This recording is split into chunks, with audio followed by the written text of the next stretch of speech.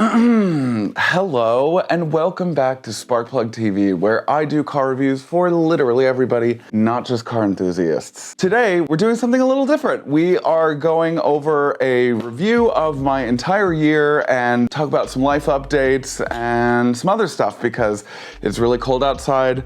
I kind of have a virus right now, and this is like the laziest week of the year, so I get to do this. I've got my Diet Coke. You get yours, and we'll talk about it. Welcome back to the channel.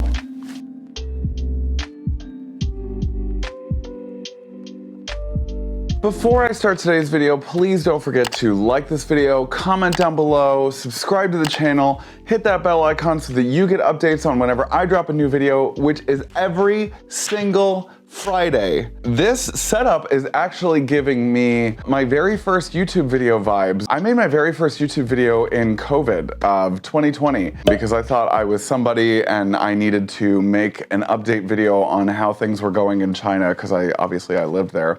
Hi. Well, this is a really interesting way to start a vlog. I really wanted to start doing a vlog this year about like driving in China and my experiences driving and reviewing cars and stuff like that. And unlike, and a lot of you don't even know, I was actually originally going to make this whole series in China in Chinese because I speak Chinese. I studied it for a very long time. I lived in Shanghai for 3 years. I've been doing this for like a year and a half now, and I think that like I've come a long way for a year and a half from this crunchy clip right here. Before we get started though, I wanted to quickly go over my goals for this channel so that I can put it out into the universe and like manifest my reality. Talk about crunchy. To now, I'm sponsored. I've hit 150,000 likes on TikTok. I got 500,000 views on one TikTok. It was literally the dumbest TikTok ever. It takes me so much time, effort, and energy to produce all of these videos because it's just me. But like, that TikTok that got me 500,000 views took me 10 seconds to make, and I, albeit grateful, was kind of like upset by it because I was like, are you kidding me? This took me 5 seconds.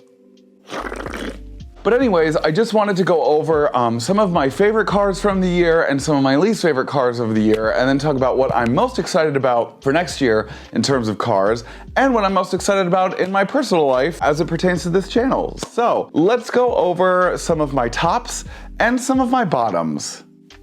I'm verse. Anyways, let's start with the positives because it's always good to start with a positive.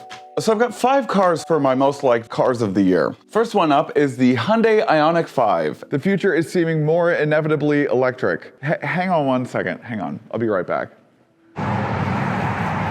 Damn you, Elon! And I gotta say, that was one of my most, if not my most watched video this year. First of all, I still can't believe that it's an SUV. It's just a ginormous hatchback. Again, I'm not the biggest fan of EVs, but I think that that iteration of an EV was probably the best packaged way that they could have done an EV. It's manufactured well, it's relatively quick, it's comfortable, it's quiet, it's got all the trappings of an electric vehicle that we come to expect. It's got some very unique, cool, Hyundai unique styling, and I mean, Hyundai is really killing the game right now, and I can't believe that I'm even saying that, so. So the next top is the Ram TRX.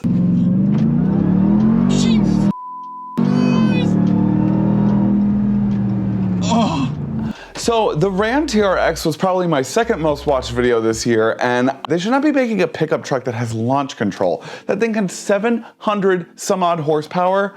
That thing was bonkers bananas, like, absolutely. Next up on my top cars is the Alfa Romeo Giulia. I did the Stelvio and it was kind of a hard pick between the two, but I think that, like, they are very similar in the way that they were kind of made. I mean, they're literally the same thing. One's just an SUV and the other is just a sedan. And I think that the sedan iteration of it was better than the SUV. That thing was crafted and made so well. It's different for the girlies. It's one of my more recent videos. If you haven't watched it, you can watch it right here. It's quick, it's responsive, it's quiet. It was so quiet, I couldn't get over how quiet it was. It's a gorgeous, gorgeous car, and I think it's for the girls that want something different, and I'm just kind of reiterating what I said in the video. Finally, my last top car from this year is probably gonna be the Porsche Taycan. This thing's an absolute animal. So the Porsche Taycan was kind of a surprise for me. I did not expect it to be something that I enjoyed. The Cross Turismo is the wagon version of the Porsche Taycan. I've always been a huge fan of station wagons. You have the capability of an SUV, but you have the performance of a sedan. I mean, why would you not want one of those? It is a precisely precision-made EV, gives you tunnel vision when you accelerate. It has an insane augmented sound. I drove the base model. I couldn't even imagine what like the Turbo or the Turbo S was like. I mean, or the GTS for that matter. All right, so let's talk about the bottoms. Now, I don't bottom shame on this channel, but I do have a couple of cars that I don't think that I really liked. So the first one, I'll talk about the Grand Wagoneer. So the Jeep Grand Wagoneer was probably my most least favorite car this whole year. And I think that it was because it was the biggest upset.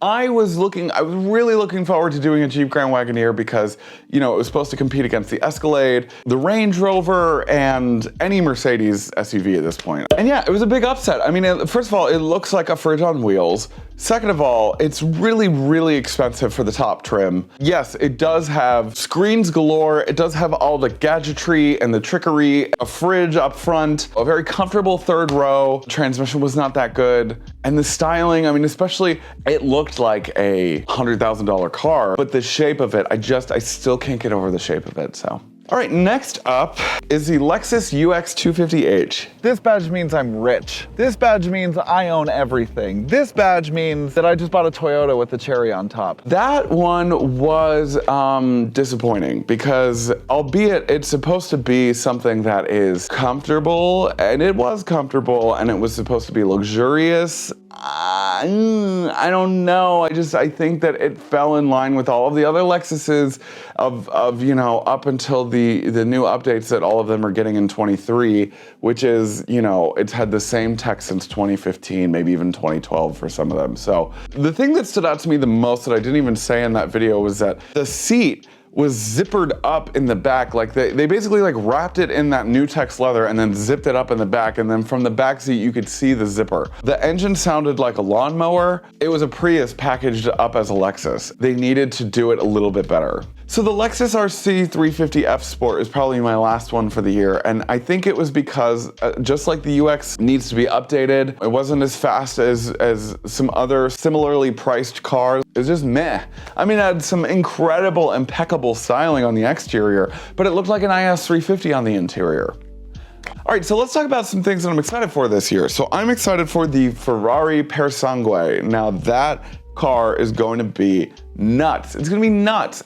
They're not touting it as an SUV, they're calling it a four-door supercar, which I think is hilarious. It's got a naturally aspirated V12, and in a new world where everybody's going for like a mild hybrid or plug-in hybrid supercar or whatever it is, the fact that they're coming out with a brand new four-door iteration of a Ferrari and they're making it a naturally aspirated V12, sign me the up. I mean, it gets 0 to 60 in 3.3 seconds. What more can you want from a four-door supercar? Next up is, on the opposite end of the spectrum, the 2023 Toyota Prius. I can't lie, I'm excited for it. It's all-wheel drive, it's got 196 horsepower, it's like under $40,000. I can't believe that I'm saying this, but it's gonna be good. And I mean, it's gonna have like a plug-in hybrid option, and I'm excited for it.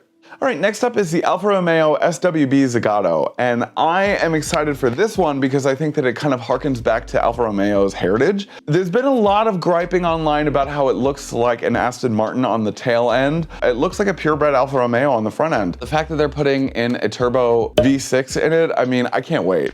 Next up, the Cadillac Celestiq. Total surprise, had no idea that was on the way. It's like a third of the price of a Rolls-Royce Spectre. It's handmade, they're only making, I think, one a day. I'm a huge fan of Cadillac, I always have been. Like, one of my dream cars is an Escalade. It's gonna be really cool, it's gonna be great, and they're already sold out. They're already sold out for the year, I think for 2023. People have already hopped on them so quickly. So, that is my year in review. Thank you guys for watching. I mean, I have come such a long way in just this year, and I have so many exciting things. I mean, first of all, I quit my day job to do this, and I think that I've already been pushed in a direction that I think is where I wanted to be with this. So I'm so excited and cannot wait to see what 2023 is going to bring for me. You know, I'm gonna do some collaborations next year. I'm hoping to glean some more sponsors, and I'm hoping to get monetized on here and on TikTok. This year has completely solidified the fact that like I should be doing this and this is what I want to do. And like I'm so thankful and grateful for all the opportunities that I've had. And 2023 is, honestly, this has been the best year since the pandemic started. I mean, I was in a deep, dark, depressive state in 2020, just like most of you, you know, and now 2023, for me anyways, has been, you know, it's had its ups and downs. It's not been perfect, but it's been amazing. And I cannot wait to see what 2023 brings. And yeah, so thank you again for watching today's video. Please don't forget to like, comment, subscribe to my YouTube channel. Don't forget to hit that bell icon so that you get notified whenever I drop a new video, which ironically is still every single Friday. Even though I didn't feel like making one today, I still made one because I'm a sucker for making content. So happy holidays, Merry Christmas, Happy New Year, and I will see you next year. Bye.